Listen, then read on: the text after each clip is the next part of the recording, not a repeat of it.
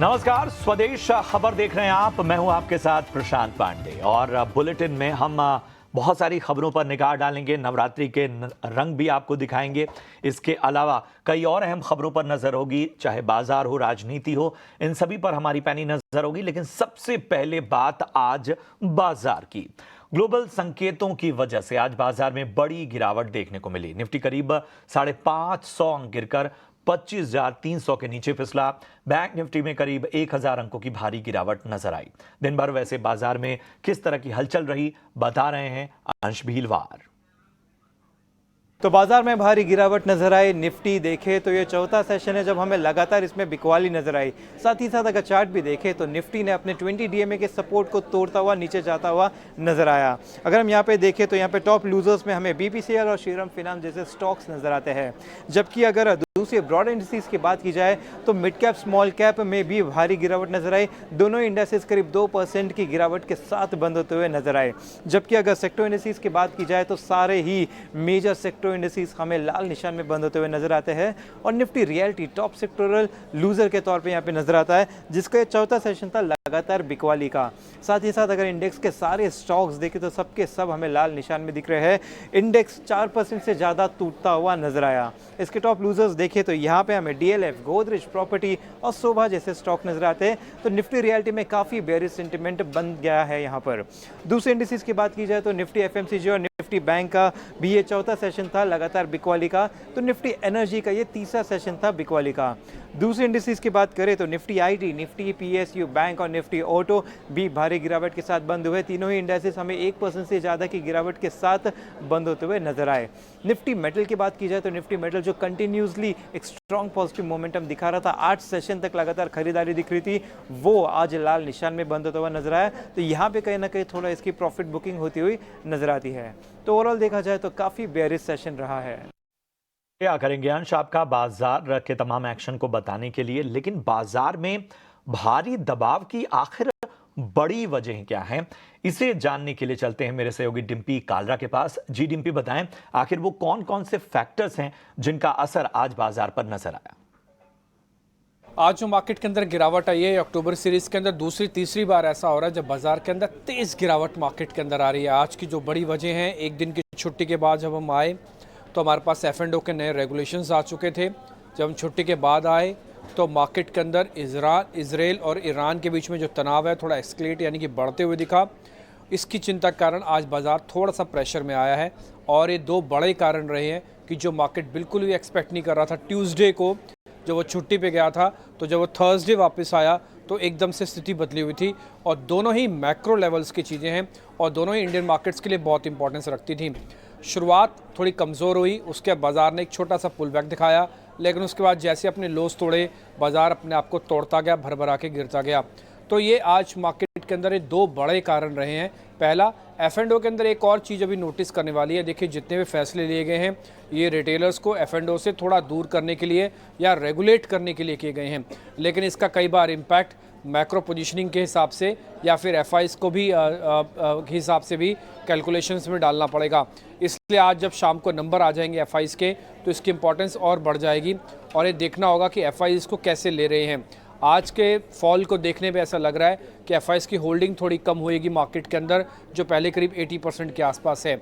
दूसरा point Israel और Iran वाला है, उसमें आपको पता ही है ये मामला कोई नया नहीं है, इससे पहले भी चल रहा था, लेकिन मामला नया इस मोड पे आया है क्योंकि अब Israel as an defensive mode में आ रहा है और उसके ऊपर जो अटैक हुआ उससे दुनिया ये समझती है कि ये अब बड़े लेवल पे कन्वर्ट होने जा रहा है क्योंकि इजराइल इसका बदला ज़रूर लेगा और अमेरिका बैक्ड है ये, तो शायद एक बड़े पैमाने पर युद्ध छिड़ सकता है जो पूरे गल्फ को चपेट में ले सकता है।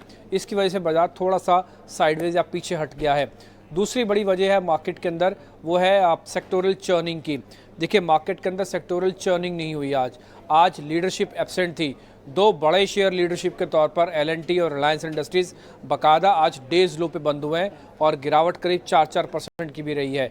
तीसरी इंपॉर्टेंट चीज़ जो मार्केट की आज नोटिस हुई वो था निफ्टी की वीकली एक्सपायरी।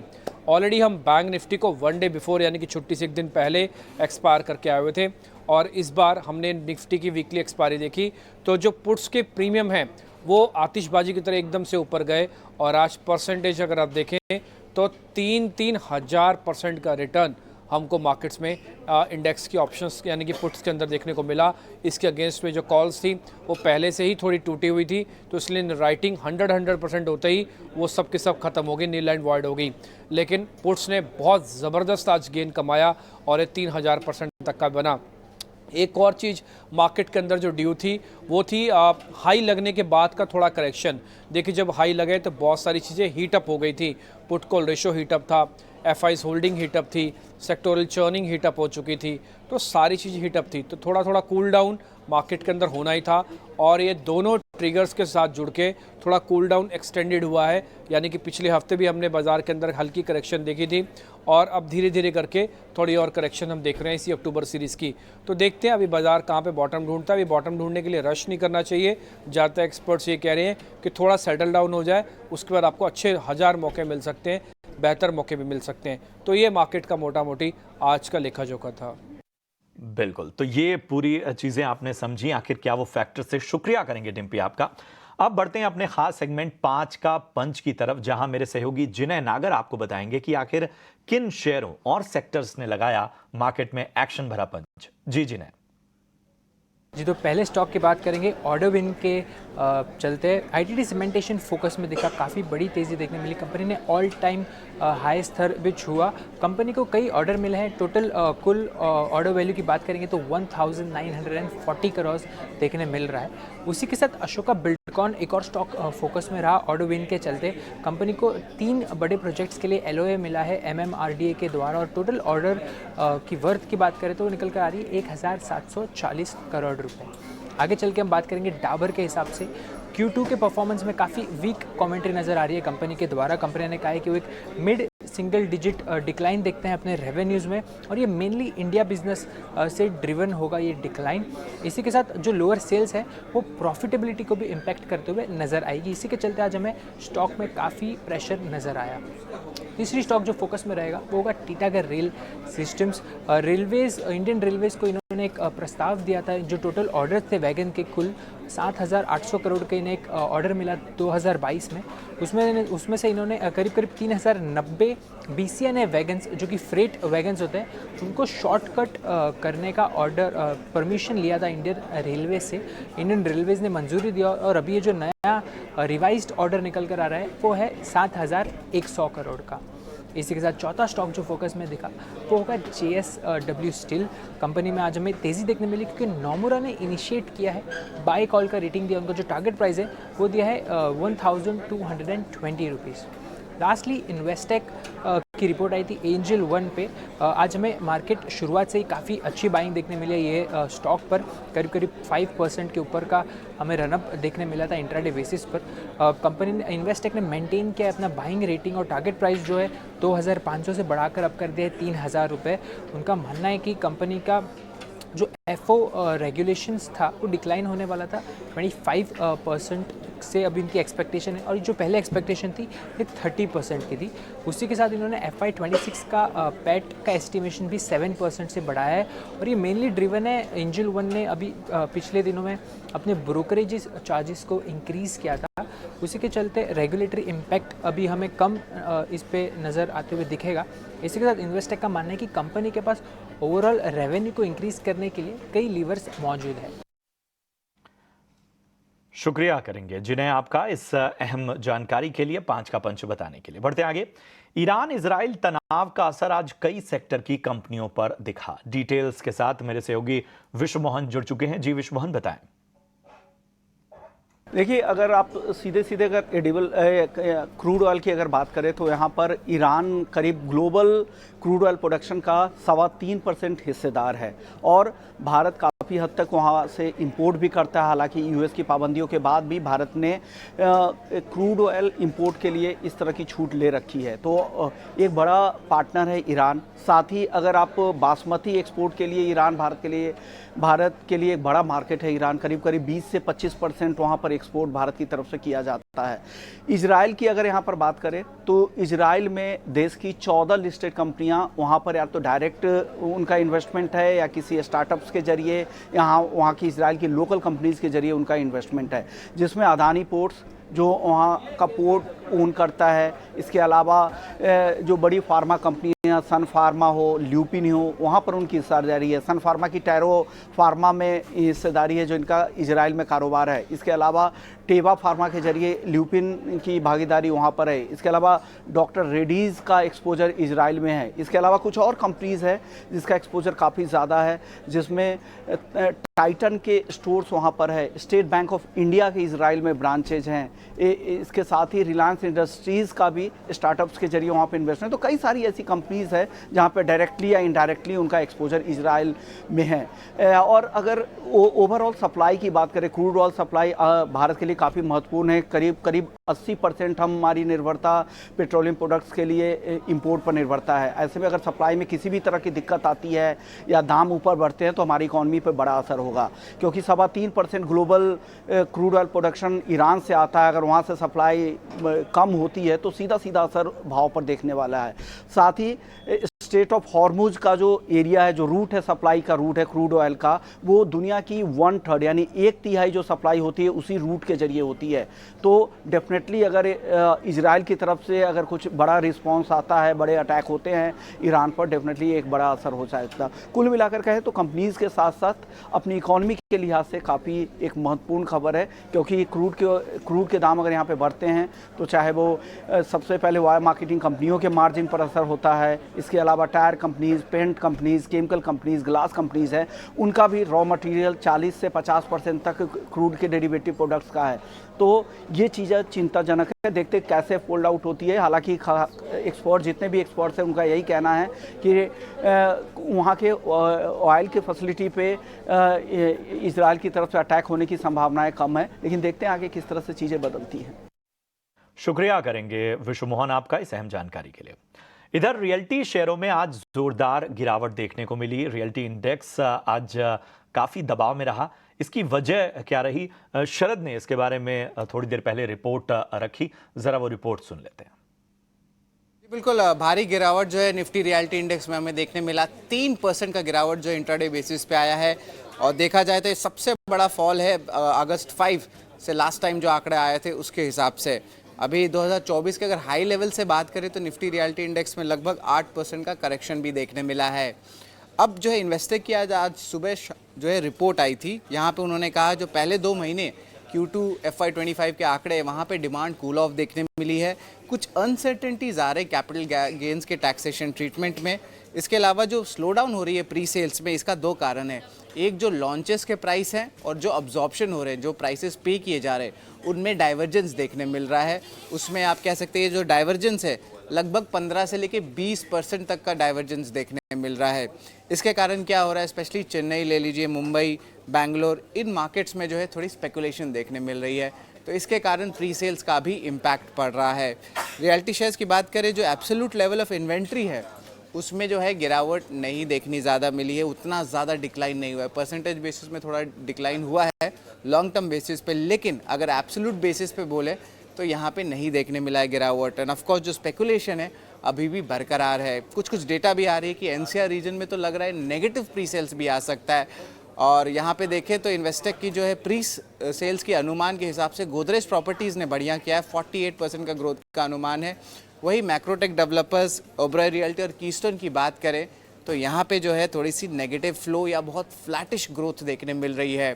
तो ऑफकोर्स पितृपक्ष का भी इम्पैक्ट आया था, जहाँ पे ज़्यादा सेल्स सितंबर के लास्ट वीक जो है नहीं देखने मिली थी।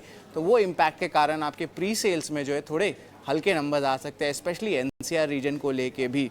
तो इन सारे रीजंस के कारण जो है आज रियल्टी सेगमेंट में जो है सेलिंग देखने मिली है, और ओवरऑल थोड़ी सी बेरिश नज़रिया देखने मिल रहा है जिस तरह उनके प्री सेल्स के आंकड़ों को लेके हम बात कर रहे थे। तो इसके कारण जो है निफ्टी रियल्टी इंडेक्स आज का टॉप लूजर है।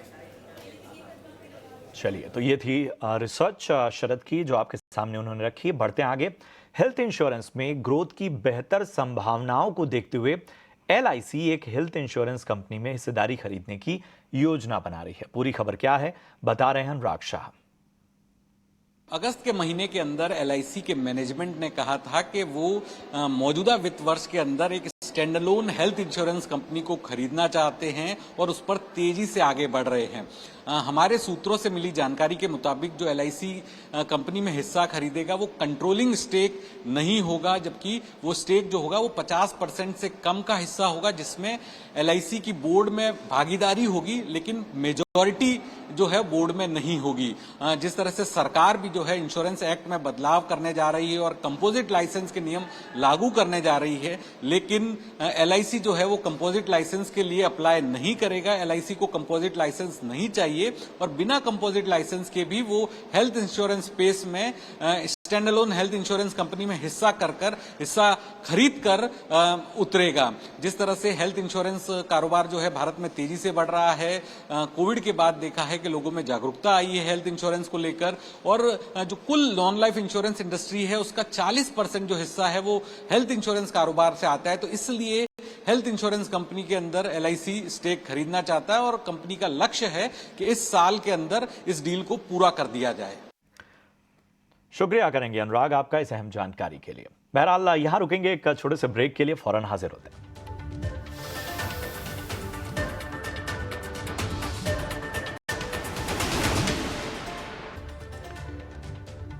नोएडा इंटरनेशनल एयरपोर्ट से उड़ान भरने का इंतजार बहुत जल्द खत्म हो सकता है।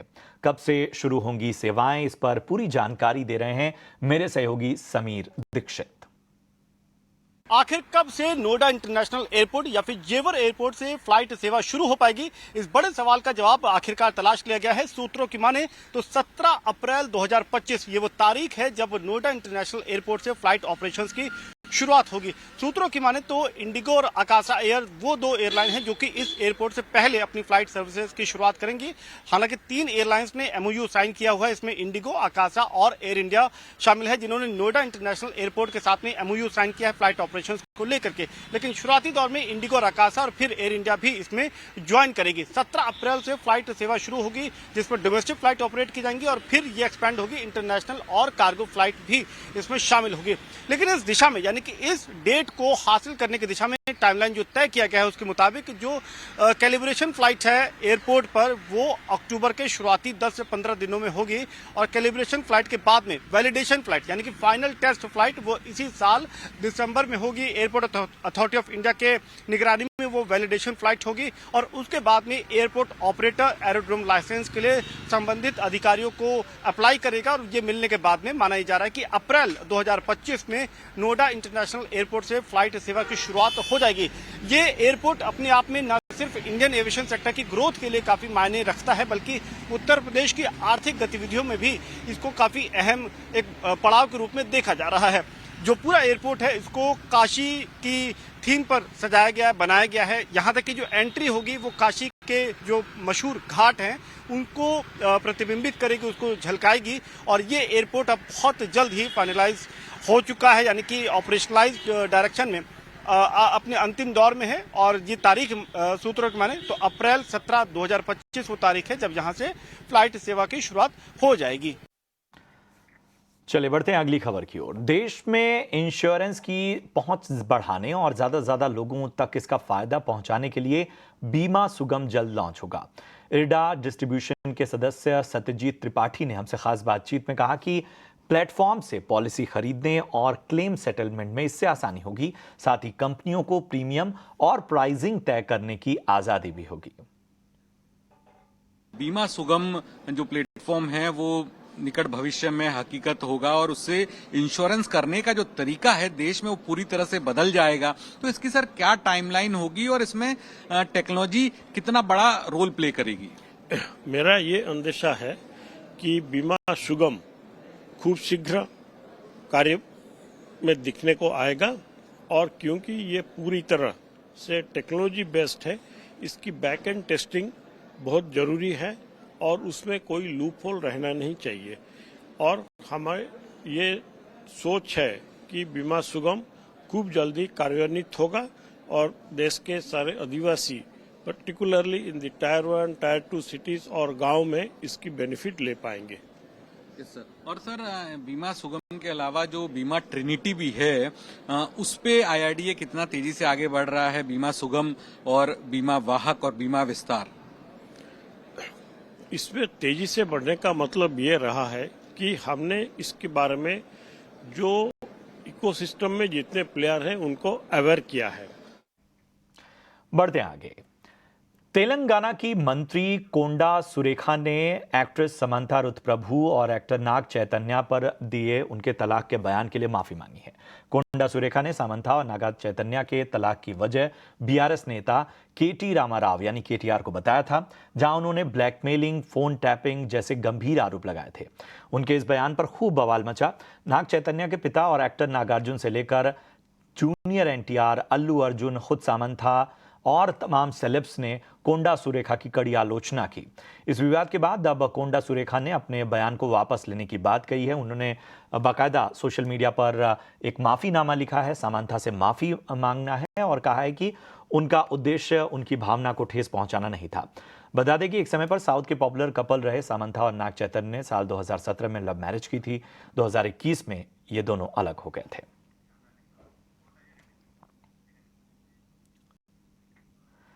चलते हैं आगे और शक्ति का पर्व और भक्ति के साथ उपासना नवरात्र पर पूरी होती है भक्तों की हर मनोकामना। 9 दिनों तक नवदुर्गा के 9 रंग दिखेंगे। पूरे देश में नवरात्रि के रंग झलकेंगे।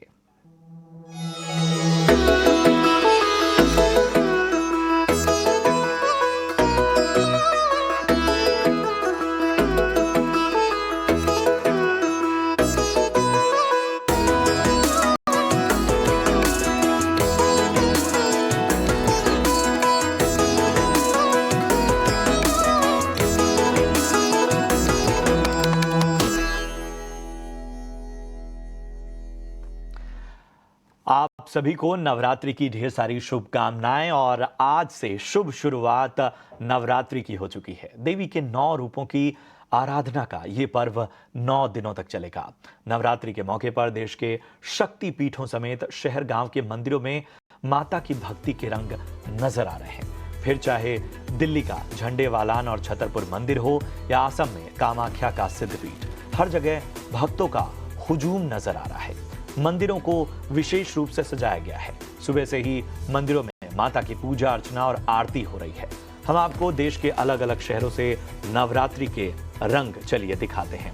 तो स्क्रीन पर 4 तस्वीरें आप देख पा रहे होंगे। इन 4 तस्वीरों में देखिए कि दिल्ली हो, शिमला हो, कामाख्या हो, देहरादून, हर तरफ भक्त जो हैं वो मां आदि शक्ति की भक्ति में लीन हैं। असम में कामाख्या सिद्धिपीठ के साथ साथ शिमला और देहरादून में नवरात्रि की तस्वीरें आप देख सकते हैं। दिल्ली में ही भक्तों का तांता लगा हुआ है।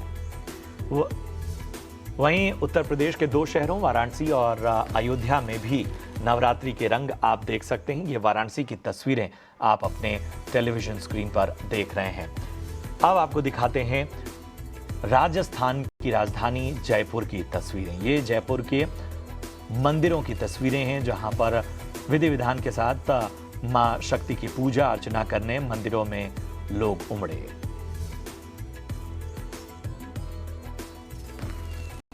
मुम्बा देवी मंदिर श्री मुंबई का संपूर्ण मुंबई का गांव देवी और कुल देवी के रूप में प्रसिद्ध यहाँ पर अन्नपूर्णा जगदम्बा माता के साथ में मां मुम्बा देवी विराजित है।